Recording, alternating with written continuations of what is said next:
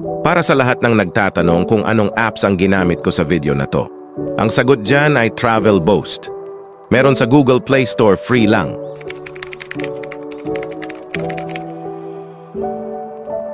Here's the tutorial. Medyo mahirap lang mag-edit dahil nakakalito at ikaw mismo ang mag-a-adjust ng ruta. Pero pag nagamay mo na, para ka na lang naglalaro ng connect the dots. First step, search nyo lang kung saan kayo mag-start. For example, Luneta Park to Quezon City. Then drag the car icon to Luneta Park. Second step, pin nyo kung saan kayo papunta.